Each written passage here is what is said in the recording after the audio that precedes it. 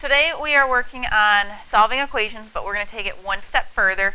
And what we're going to do is we're going to be going over what allows us to do the various steps that we do when we're solving an equation. That's referred to as justifying each step. So we have to be able to justify why did we just do that operation that we did. So before we actually get into our justification, let's review our steps for solving a problem or equation. If you remember, we borrowed from Miss Enright her dogs crap violently. Little acronym there. What did the D stand for? Distribute. So we're going to distribute through any parentheses.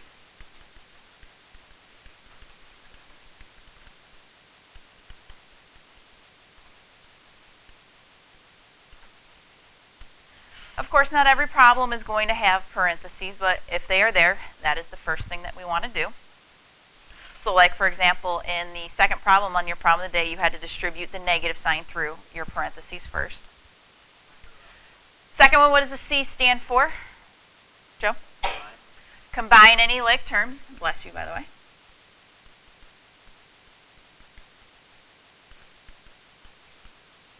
So you want to look at the left side of your equal sign. If there's any like terms there, you want to combine them. You then want to look at the right side of your equal sign. If there's any like terms there, you want to combine those. And then what did the V stand for?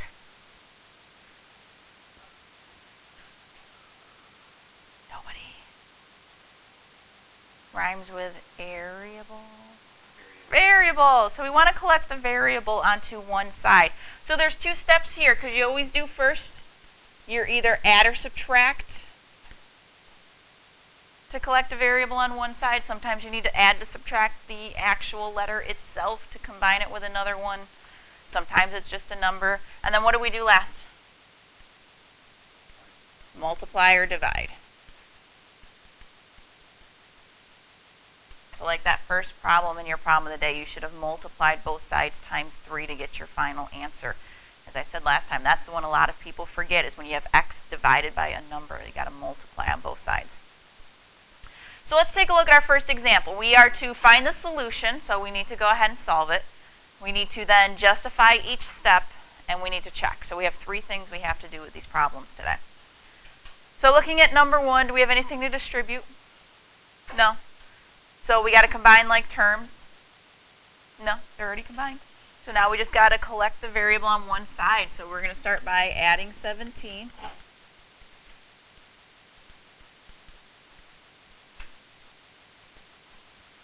So we get 3x equals 69. And then what's our last step? Divide by 3. So x equals what? 23. Alright, so we got our first step done. We found our solution. So now we need to go through and justify each step. So what we use for our justification you may not have heard before, but what allows us to add the 17 to both sides of the equal sign is what we call the addition property of equality. That's the whole key thing there. So this is the addition property of equality. And it's because of that that you have to add it to both sides. You have to keep it equal on both sides of that equal sign.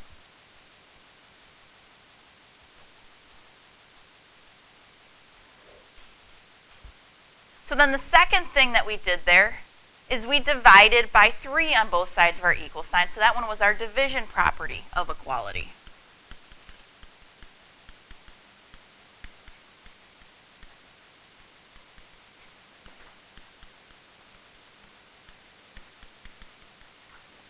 Because of that property that we divide on both sides of the equal sign. And we only did 2 steps there. We added and then we divided, so you only need 2 justifications. You just need a justification for each step that you do. So then our last thing we have to do here is we have to check to make sure our answer is actually correct. So I'm going to go back up to the original problem and plug in a 23 for my x.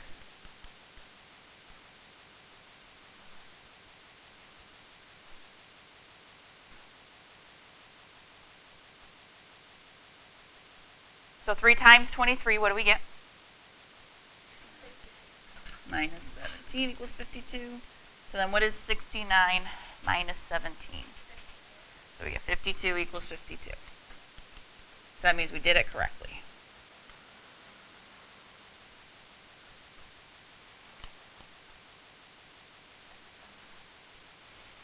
So problem number 2.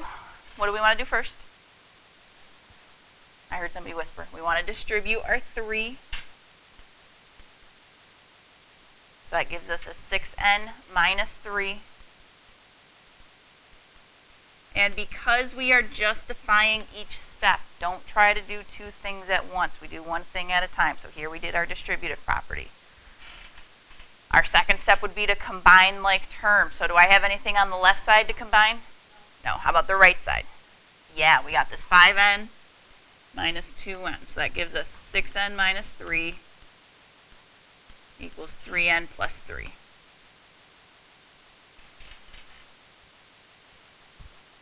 Now we got to collect the variable onto one side. So I'm going to subtract my 3n over to my 6n.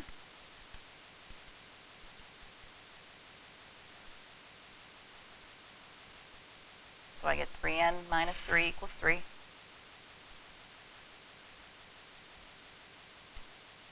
And so now we add our 3 over.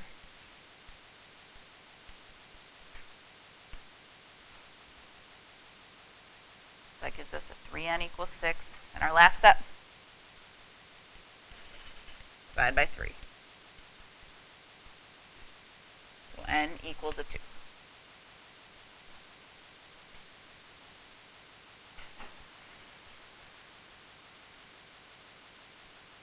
Now we need to write our justification. First thing we did was we used our distributive property.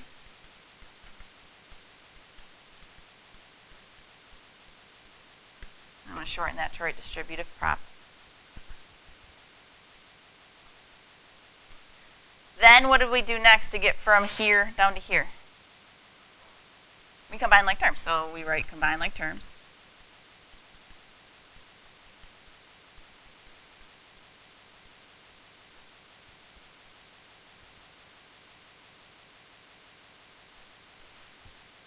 After we combine our like terms, we subtracted the 3n, which what property would that be?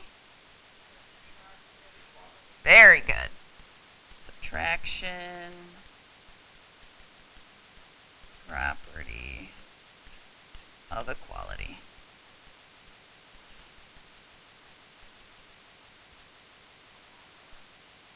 Yep.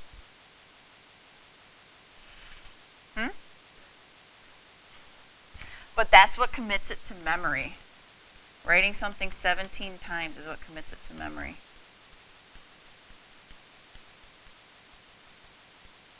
So when we added our 3 over, that was our addition property of equality. And what was the last one we used?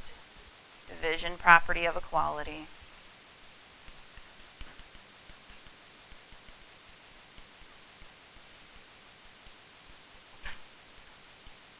And those are the only properties you're going to use when you're justifying. You're not going to use anything else. It's either going to be distributive property, combine like terms, and then your addition property of equality, subtraction property of equality, multiplication property of equality, or division property of equality. You don't have to worry about whether it's commutative or associative or identity. It's not going to be any of those. It's literally just those 6. What's the last thing I have to do for problem number 2? Check.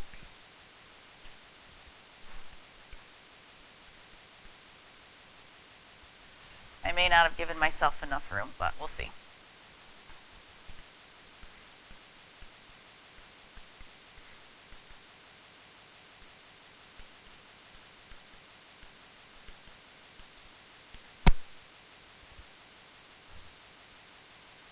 So every n that I saw, I plugged in a 2. So on the left side, what do we get inside our parentheses? We have 2 times 2 minus 1. On my left side, I have 3 times 3. Right side, 5 times 2, 10, and then plus 3 minus 4. I wasn't combining them just yet.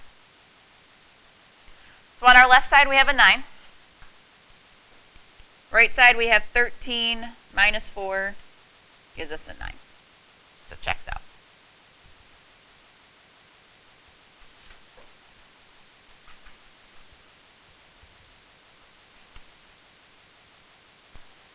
Number 3. Again, this was like one on the problem of the day today. What do we want to do first? Joe. Add 8 to both sides.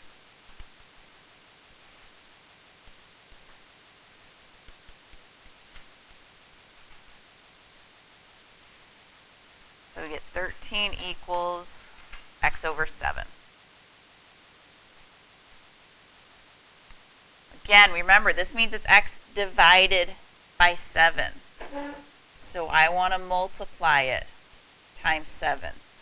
Because then my 7's cancel, because division and multiplication are inverses. And then what do we have on the left side? 13 times 7. 91.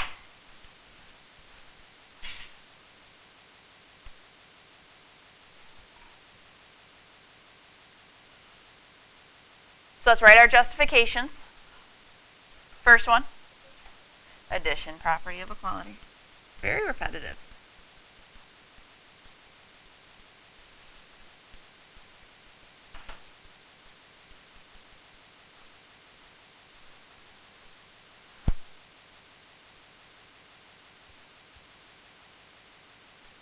And then the second one we actually haven't written yet, but what did we do?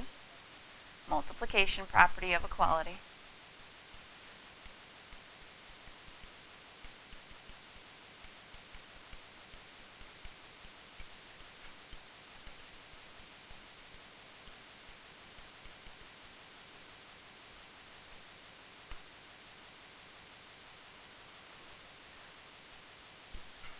Draw a little line.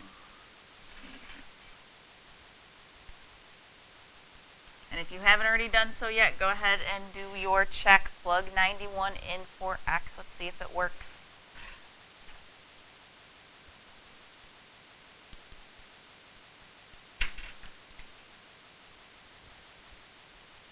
So we're going to see if 5 equals 91 divided by 7 minus 8.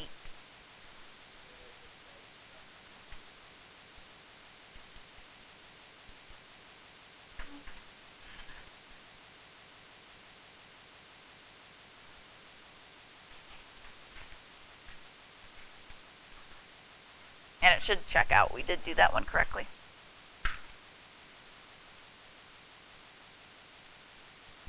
Questions on those ones? Let's take a look at the back.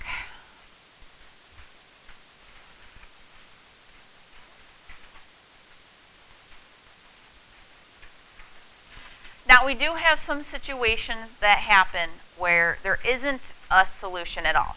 You go through and you solve the problem correctly, and then you get to the bottom and you get something that doesn't make any sense like this.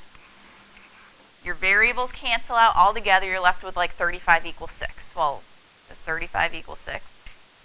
No, never in any lifetime has 35 equaled 6. So that ends up being that there is no solution to that problem. Another situation that may arise is you may have infinitely many solutions. And that would be an example where you end up with like 4 equals 4. Well, yeah, 4 does equal 4. That's a very true statement. So that's an infinitely many solutions. Now the reason that this happens is if you were to take both sides of your equal sign and graph them, for the no solution one, they would end up being parallel lines, which is why they have no solution. Do parallel lines ever cross? No, they never ever cross. So our two expressions would end up being parallel to each other. For the infinitely many one, if you took your two expressions on either side of the equal sign, they end up being the same exact line. So every single point on that line is a solution to it, which is why there's infinitely many, because does a line ever end? No, a line continues on forever. So it has infinitely many solutions. So what we're working on today is how do you find out algebraically whether it's no solution or infinitely many solution? So let's take a look at number 4. We are to solve the equations below. Does not saying anything about justify, so we don't have to justify these equations. We're just solving them. And then check your identity solution. So if it works out that it's infinitely many, which we refer to as an identity, we have to check those solutions. So if we take a look at number 4, we don't have any like terms to combine on the left, but do we on the right? Yeah.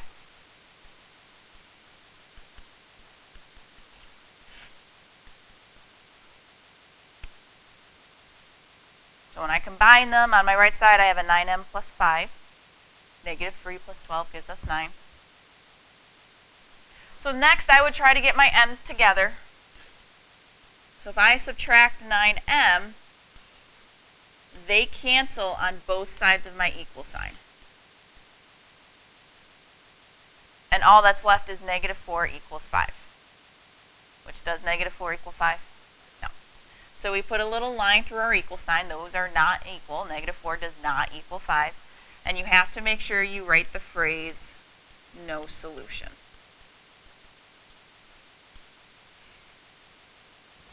That would be our answer to this problem.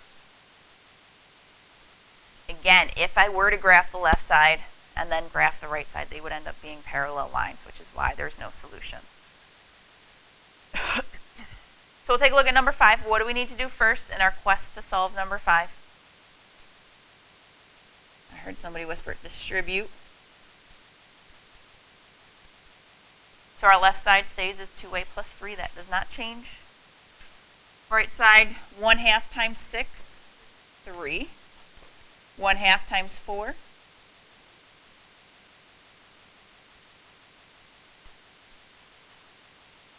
Does anybody notice anything at this step?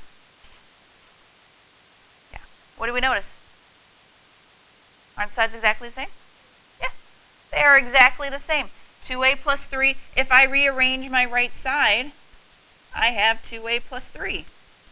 It's the same exact thing on each side. So this is what we call our infinitely many solutions. But if you read our directions, they want us to write the word identity.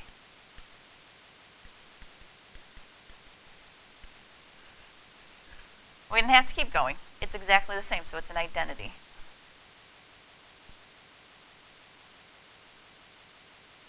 Directions also tell us to check your identity solution. So the way you check those problems is you pick any number. I recommend using a smaller number. I'll pick 4. And I'm going to plug 4 in for my a, see if I get the same number. And again, we go back to the original equation and we plug it in.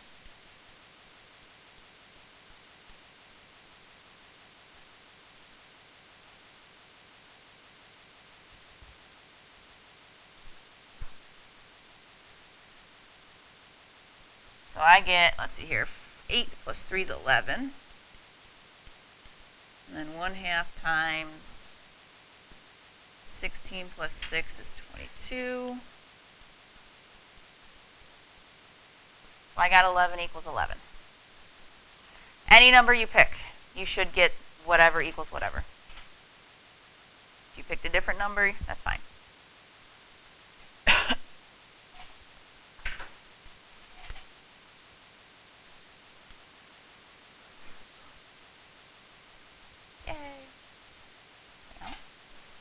Number 6, we have a fraction equaling a fraction. So we want to do what? Cross multiply. Some people call it the butterfly. Whatever you want to call it, doesn't matter. So we got to do 15 times x plus 4. And I put x plus 4 in parentheses because that is my binomial. It's got 2 terms there. Equals 5 times 3x plus 12. Remember, when we cross multiply, they become equal to each other.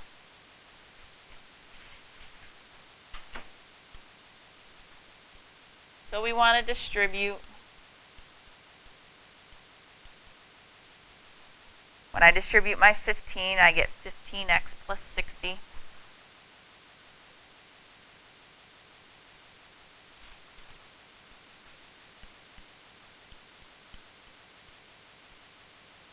When I distribute my 5, I get it 15x plus 60. So we have yet again another identity.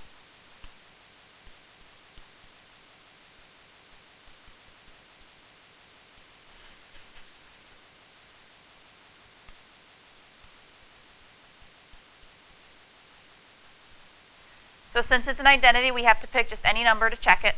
So somebody give me a number. Caitlin? 4? All right, we're going with 4 again.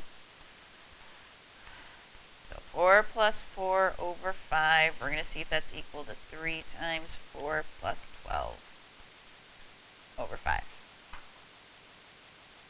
Oh, good, you're paying attention. Over 15.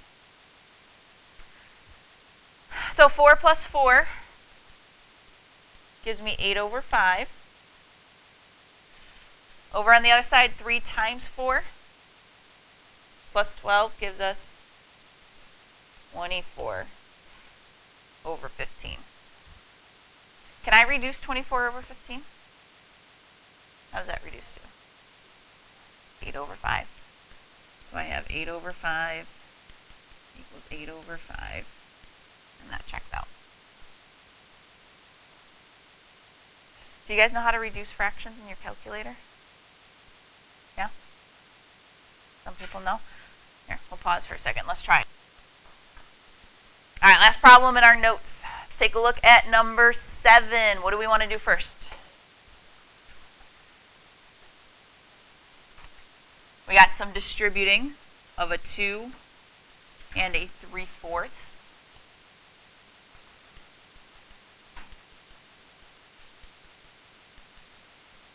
So I get 4b plus 8b plus 2 equals 3/4 times 16, 12b, 3/4 times 20. Yeah, times negative 20.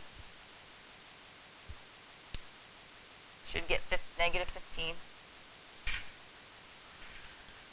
So I have some like terms on the left side of the equal sign there. I'm going to combine 4b plus 8b gives us 12b equals 12b minus 15.